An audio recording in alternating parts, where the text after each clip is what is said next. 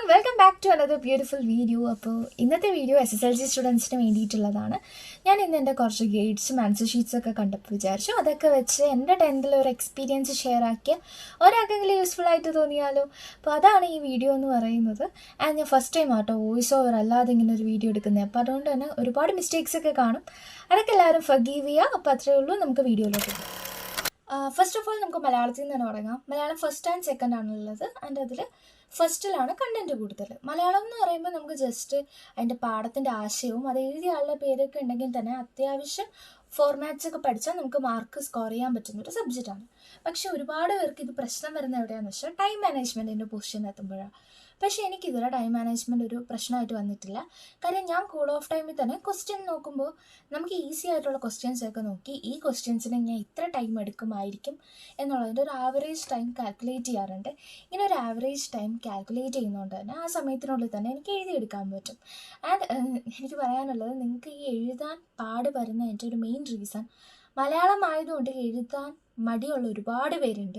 അങ്ങനെ നമ്മൾ മടിച്ച് അവസാനം എക്സാം ടൈം ആകുമ്പോഴത്തേക്ക് നമുക്കത് എഴുതാനുള്ള ഒരു ഫ്ലോ കിട്ടത്തില്ല. അപ്പോൾ ആ കാര്യങ്ങളൊക്കെ ഒന്ന് നോക്കിയാൽ ഈസിലി ഈ 2 സബ്ജക്റ്റും നിങ്ങൾക്ക് A+ സ്കോർ ചെയ്യാം. ഇംഗ്ലീഷിനെ കുറിച്ച് പറയുകയാണെങ്കിൽ നമുക്ക് അത്യാവശ്യം എഴുതാനൊക്കെ അറിയാമെങ്കിൽ നമുക്ക് സ്കോർ ചെയ്യാനൊക്കെ പറ്റും. അവരങ്ങനെ കംപ്ലീറ്റ് ഗ്രാമർ കറക്റ്റാണെന്ന് നോക്കാൻ പോകുന്നില്ല, പക്ഷേ ബേസിക് ഗ്രാമേഴ്സൊക്കെ കറക്റ്റ് ആയിരിക്കണം എന്നേ ഉള്ളൂ.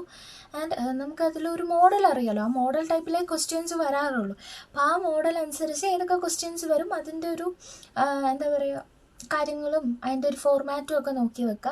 പിന്നെ ഈ നോട്ടീസൊക്കെ നമുക്ക് ഈസിലി സ്കോർ ചെയ്യാൻ പറ്റുന്നൊരു സംഭവം കേട്ടോ, അതിൻ്റെ ഫോർമാറ്റ് അറിയാമെങ്കിൽ. പിന്നെ പ്രൊഫൈലിൽ ഞാൻ പറയും കുറച്ച് നല്ല ലൈൻസൊക്കെ ഇങ്ങനെ നമ്മൾ ഗൂഗിളിലൊക്കെ സെർച്ച് ചെയ്ത് ഇങ്ങനെ പ്രൊഫൈൽ റൈറ്റിങ്ങിന് വേണ്ടിയിട്ട് സെർച്ച് ചെയ്താൽ കിട്ടും. അതൊക്കെ ഒരു 2-3 പഠിച്ച് വെച്ചാൽ നിങ്ങൾക്ക് അതിൻ്റെ അത് ഗ്രാമർ തെറ്റുമെന്ന് പേടിക്കേണ്ട. കാരണം ഇതിൽ കുറേ സംഭവങ്ങൾ ഇൻക്ലൂഡ് ആക്കണം എന്നുണ്ട്. അതുപോലെ തന്നെ അതിലവർ നല്ല ഗ്രാമറിൻ്റെ പൊസിഷൻസ് നോക്കി മാർക്ക് കുറയ്ക്കും.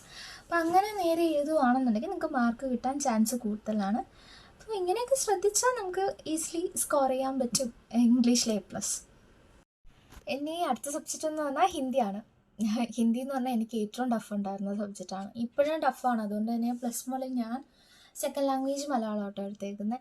ആൻഡ് ഹിന്ദിയിൽ എനിക്ക് ടിപ്സ് ഒന്നും പറഞ്ഞു തരാനില്ല. ആകെ പറയാനുള്ളത്, എനിക്ക് ഓൺ എക്സാം വരെ, അതായത് 6th സ്റ്റാൻഡേർഡ് തൊട്ട് ഓൺ എക്സാം വരെ ഇതുവരെ ഹിന്ദിയിൽ A+ കിട്ടിയിട്ടില്ല. ഞാൻ ആ ഓൺ എക്സാം കഴിഞ്ഞതിന് ശേഷം പിന്നെ എനിക്ക് എങ്ങനെയെങ്കിലും വാങ്ങണമെന്ന് വെച്ച് ഹിന്ദി പോർഷൻസൊക്കെ കുത്തിയിരുന്നു പഠിച്ചു, കഷ്ടപ്പെട്ട് നോക്കി. ആൻഡ് സ്പെഷ്യലിനൊക്കെ പോയായിരുന്നു ഹിന്ദിക്ക്. അങ്ങനെയൊക്കെ പോയി അവസാനം എനിക്ക് ഹിന്ദിക്ക് ക്രിസ്മസിന് ഫുൾ ഉണ്ടായിരുന്നു. പിന്നെ മോഡലിന് A+ ഉണ്ടായിരുന്നു, പബ്ലിക്കിനും A+ ഉണ്ടായിരുന്നു. അപ്പോൾ നിങ്ങൾക്കും പാടാണെന്നുണ്ടെങ്കിൽ അയ്യോ എന്ത് ചെയ്യുമെന്ന് ഓർത്ത് പേടിക്കണ്ട.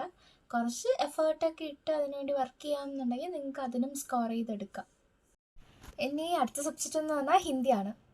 ഹിന്ദി എന്ന് പറഞ്ഞാൽ എനിക്ക് ഏറ്റവും ടഫ് ഉണ്ടായിരുന്ന സബ്ജക്റ്റാണ്. ഇപ്പോഴും ടഫാണ്. അതുകൊണ്ട് തന്നെ പ്ലസ് മുതൽ ഞാൻ സെക്കൻഡ് ലാംഗ്വേജ് മലയാളമായിട്ടോ എടുത്തേക്കുന്നത്. ആൻഡ് ഹിന്ദിയിൽ എനിക്ക് ടിപ്സ് ഒന്നും പറഞ്ഞു തരാനില്ല. ആകെ പറയാനുള്ളത്, എനിക്ക് ഓൺ എക്സാം വരെ, അതായത് 6th സ്റ്റാൻഡേർഡ് തൊട്ട് ഓൺ എക്സാം വരെ ഇതുവരെ ഹിന്ദിയിൽ A+ കിട്ടിയിട്ടില്ല. ഞാൻ ആ ഓൺ എക്സാം കഴിഞ്ഞതിന് ശേഷം പിന്നെ എനിക്ക് എങ്ങനെയെങ്കിലും വാങ്ങണമെന്ന് വെച്ച് ഹിന്ദി പോർഷൻസൊക്കെ കുത്തിയിരുന്നു പഠിച്ചു, കഷ്ടപ്പെട്ട് നോക്കി. ആൻഡ് സ്പെഷ്യലിനൊക്കെ പോയായിരുന്നു ഹിന്ദിക്ക്. അങ്ങനെയൊക്കെ പോയി അവസാനം എനിക്ക് ഹിന്ദിക്ക് ക്രിസ്മസിന് ഫുൾ ഉണ്ടായിരുന്നു. പിന്നെ മോഡലിന് A+ ഉണ്ടായിരുന്നു, പബ്ലിക്കിനും A+ ഉണ്ടായിരുന്നു. അപ്പോൾ നിങ്ങൾക്കും പാടാണെന്നുണ്ടെങ്കിൽ അയ്യോ എന്ത് ചെയ്യുമെന്ന് ഓർത്ത് പേടിക്കണ്ട. കുറച്ച് എഫേർട്ടൊക്കെ ഇട്ട് അതിനുവേണ്ടി വർക്ക് ചെയ്യാമെന്നുണ്ടെങ്കിൽ നിങ്ങൾക്ക് അതിനും സ്കോർ ചെയ്തെടുക്കാം. ലാംഗ്വേജസ് പറഞ്ഞു കഴിഞ്ഞല്ലോ. അപ്പോൾ ഇനി നമുക്ക് സബ്ജക്ട്സ് നോക്കാം. സബ്ജക്റ്റിൽ ബയോളജിയാണ് ഫസ്റ്റ് പറയാമെന്ന് വിചാരിക്കുന്നത്. അപ്പോൾ അതിൽ നമ്മളെപ്പോഴും തിയറീസ് നോക്കാറുണ്ട്. ഞാൻ ടെസ്റ്റ് മാത്രമേ പഠിച്ചിട്ടുള്ളൂ കേട്ടോ, 2 ടെസ്റ്റ്. ആൻഡ് ആൾസോ ക്വസ്റ്റ്യൻസ് ഞാൻ കുറേ പ്രാക്ടീസ് ചെയ്തിട്ടുണ്ട്. ആൻഡ് ഈ കഴിഞ്ഞ വർഷത്തെ മോഡൽ എക്സാമിൻ്റെ ക്വസ്റ്റ്യൻസ് എടുത്ത് നോക്കിയാൽ അറിയാം, ഇൻഡയറക്റ്റ് ടൈപ്പിൽ കുറേ ക്വസ്റ്റ്യൻസ് വന്നിട്ടുണ്ട്. അപ്പോൾ അതായത് പറയാനുള്ള ഈ കാര്യം എന്ന് പറഞ്ഞാൽ, ഡയറക്റ്റ് ക്വസ്റ്റ്യൻസ് ആയിരിക്കും വരാമെന്ന് വെച്ചിട്ട് ഡയറക്റ്റ് ഇതിൻ്റെ ആൻസർ ഇതെന്നും പറഞ്ഞ് പഠിക്കാതെ ഇൻഡെപ്തിൽ തന്നെ ആ ടെസ്റ്റിലുള്ളത് പഠിക്കണം. കാര്യം വേറെ ഇൻഡയറക്റ്റ് ആയിട്ടാണ് വരുന്നതെങ്കിലും നമുക്ക് മനസ്സിലാവണം ഈ ക്വസ്റ്റ്യൻ ഈ പോർഷനിൽ നിന്നാണ് വന്നിരിക്കുന്നത്, ഇതിനെക്കുറിച്ചാണ് ഇതിൽ ചോദിക്കുന്നത്. നമ്മൾ ചിലപ്പോൾ ഇമ്പോർട്ടൻ്റ് അല്ല എന്ന് പറഞ്ഞ് കളയുന്ന പോർഷനിൽ നിന്നായിരിക്കാം ഇങ്ങനെ ഒരു ക്വസ്റ്റ്യൻ വരുന്നത്. ഇനി അടുത്ത ഫിസിക്സിനെ കുറിച്ച് പറയുവാണെങ്കിലും അങ്ങനെ തന്നെയാണ്. ക്വസ്റ്റ്യൻസ് കുറേ പ്രാക്ടീസ് ചെയ്യുക, കൺസെപ്റ്റ്സ് മനസ്സിലാക്കുക. കഴിഞ്ഞ തവണ നമുക്ക് സ്കൂളിൽ ഉൾപ്പെടെ അത്ര ഇമ്പോർട്ടൻ്റ് അല്ലെന്ന് പറഞ്ഞൊരു ഇക്വേഷനായിരുന്നു നമുക്ക് 1 മാർക്കിൻ്റെ ഒരു ക്വസ്റ്റ്യൻ.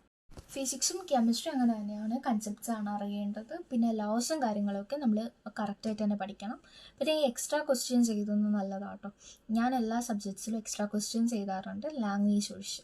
അപ്പം അതുകൊണ്ട് തന്നെ നമുക്കൊരു സബ്ജക്റ്റിൽ ഒരു ക്വസ്റ്റ്യൻ തെറ്റിപ്പോയെങ്കിലും അടുത്തൊരു ക്വസ്റ്റ്യൻ ഓക്കെ ആണ് അല്ലെങ്കിൽ അത് കറക്റ്റ് ആണെന്നുണ്ടെങ്കിൽ അവർ അത് കൺസിഡർ ചെയ്യത്തുള്ളൂ.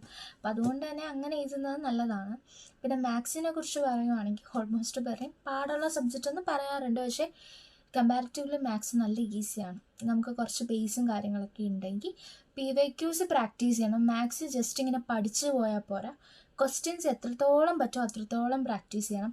കഴിഞ്ഞ തവണത്തെ ക്രിസ്മസ് എക്സാമിൻ്റെ ക്വസ്റ്റ്യൻസ് നോക്കുക, അത് കുറച്ച് ഹൈ ലെവൽ ക്വസ്റ്റ്യൻസ് ആയിരുന്നു. കഴിഞ്ഞ തവണത്തെ പബ്ലിക് എക്സാമിനാണെങ്കിലും ഫസ്റ്റ് വന്ന 2 മാർക്കിൻ്റെ ക്വസ്റ്റ്യൻസിൽ 2-3 ക്വസ്റ്റ്യൻസ് സിമ്പിളായിരുന്നു, പക്ഷേ കൺഫ്യൂസിങ് ആയിരുന്നു. ഒരുപാട് പേർക്ക് അത് തെറ്റിയിട്ടുണ്ട്.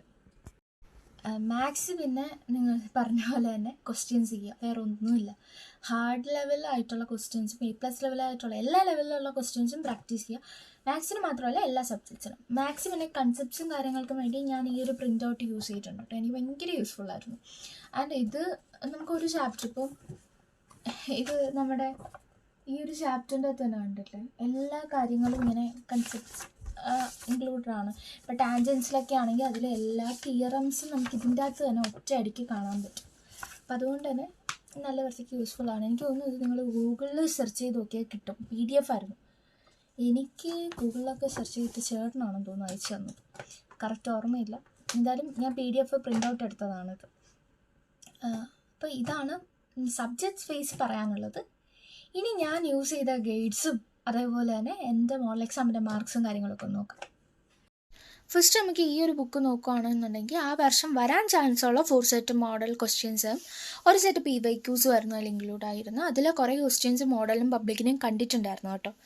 പിന്നെ ഇതിലേക്ക് പോവുകയാണെങ്കിൽ നമ്മുടെ SSLCയിൽ എത്ര വർഷത്തെയായിരുന്നു കണ്ടോ, മാർച്ച് 2020 തൊട്ട് മാർച്ച് 2023 വരെയുള്ള എല്ലാ മോഡലും പബ്ലിക്കും എക്സാമിൻ്റെ ക്വസ്റ്റ്യൻസ് ഇതിൻ്റെ അകത്ത് ഉണ്ടായിരുന്നു. ആൻഡ് അതിൽ പറയുകയാണെങ്കിൽ അത്യാവശ്യം നല്ല വൃത്തിക്ക് ഇത് വർക്ക് ചെയ്തിട്ടുണ്ട്. ആൻഡ് അതിൻ്റെ ബെനിഫിറ്റ്സ് എനിക്ക് കിട്ടിയിട്ടുമുണ്ട്. ഇത് മലയാളം ഫസ്റ്റും മലയാളം സെക്കൻഡും അതിന് 38 വെച്ചിട്ടുണ്ടായിരുന്നു. ഞാൻ 2 മാർക്കിന് ഏകദേശം ഇത്രത്തോളം എഴുതും. ഒരു 4 മാർക്കിനെന്നൊക്കെ പറയുമ്പോൾ ഏകദേശം ഈ ഒരു പേജൊക്കെയാണ് എഴുതാറ്. ആൻഡ് 6 മാർക്കിനൊക്കെ 2 പേജൊക്കെ എഴുതാറുണ്ട് കേട്ടോ. പിന്നെ അടുത്തതെന്ന് പറയുന്നത് ഹിന്ദിയാണ്. ഹിന്ദിക്ക് 36 ആയിരുന്നു സ്കോറ്. ഹിന്ദിക്ക് നമുക്ക് ഒരുപാട് കാര്യങ്ങളും 1 വേർഡ് തന്നെയാണ്. പിന്നെ വരുന്ന ഇതുപോലത്തെ ഈ ട്രയാങ്കിളൊക്കെ, അതായത് പിരമിഡ്, ഇതൊക്കെ കറക്റ്റായിട്ട് എഴുതാൻ മാക്സിമം നോക്കുക. ആൻഡ് ഇതേപോലെ പോസ്റ്ററൊക്കെ വന്നാൽ ഈസിലി സ്കോർ ചെയ്യാൻ പറ്റും കേട്ടോ. അതൊക്കെയാണുള്ളത്. പിന്നെ ഉണ്ട് കെമിസ്ട്രിക്ക് 36. അത് നമ്മൾ പറഞ്ഞ പോലെ തന്നെ ആൻസേഴ്സ് കറക്റ്റ് ചെയ്താൽ. പിന്നെ മാത്സിന് 76.5 ആയിരുന്നു 80ക്ക്. ആൻഡ് ഇവിടെ ഞാൻ കണ്ടോ, മാത്സിൽ ഈ പോർഷൻ ഞാൻ മനഃപൂർവ്വം കൂട്ടിയപ്പോൾ തെറ്റിയതാണ്, അശ്രദ്ധ കാരണം എപ്പോഴും സ്കോറ് പോവുക. അപ്പം ഈ കാൽക്കുലേറ്റ് ചെയ്യുന്നതൊക്കെ കറക്റ്റായിട്ട് 1-2-3 തവണയൊക്കെ നോക്കണം കേട്ടോ. എനിക്ക് എപ്പോഴും കൂട്ടുന്നത് ഒരു സ്ഥലത്ത് കറക്റ്റ് ചെയ്തിട്ട് അപ്പുറത്തോട്ട് എടുത്തെഴുതുമ്പോൾ പ്ലസ് മൈനസൊക്കെ ആവാറുണ്ട്. അതൊന്നും വരാൻ നോക്കുക. SSന് വന്നിട്ട് 78.5. കണ്ടല്ലോ, ഞാൻ ഒന്നും വലിച്ചവരെ എഴുതിയിട്ടില്ല, എല്ലാം ഇങ്ങനെ പോയിൻ്റ് ആയിട്ടാണ് എഴുതിയേക്കുന്നത്. ഈവൻ നമ്മുടെ ലാസ്റ്റത്തെ ക്വസ്റ്റ്യൻസ് പോലും, ലാസ്റ്റത്തെ നമ്മുടെ essay ക്വസ്റ്റ്യൻസ് പോലും ഞാൻ പോയിൻ്റായിട്ടാണ് എഴുതിയേക്കുന്നത്. അപ്പോൾ നിങ്ങൾ പോയിൻറ്റ്സ് കറക്റ്റായിട്ട് എഴുതിയാൽ മതി, സ്കോർ കിട്ടും. ഇനിയുള്ളത് നമ്മുടെ ഫിസിക്സാണ്. ഫിസിക്സിന് 38 ഉണ്ട് കേട്ടോ. 1 മാർക്ക് ടീച്ചർ ഇടാൻ മറന്നുപോയി.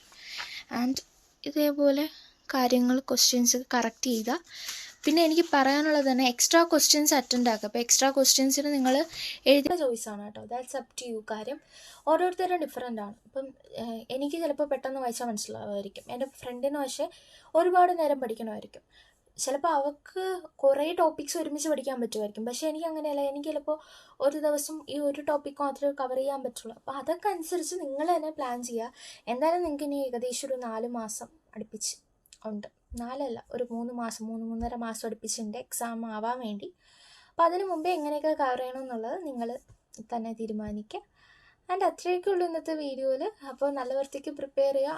ഒരു മോഡറേറ്റ് ലെവൽ എഫേർട്ട് ഇട്ടാൽ തന്നെ നിങ്ങൾക്ക് കിട്ടും കേട്ടോ. ഇതുവരെ എന്തായി എന്നുള്ളത് നിങ്ങൾ നോക്കണ്ട, ഇനി അങ്ങോട്ട് പ്രിപ്പയർ ചെയ്താൽ മതി. ഞാനും ഈ ഡിസംബറൊക്കെ തൊട്ട് തന്നെ പ്രിപ്പയർ ചെയ്ത് ഫസ്റ്റ് തൊട്ടുള്ള കോൺസ്റ്റൻസിയിൽ വന്നിട്ടും അങ്ങനെ ഫുൾ A+ കിട്ടിയൊരു വ്യക്തിയൊന്നുമല്ല. അപ്പോൾ അത്രയേ ഉള്ളൂ. Thank you.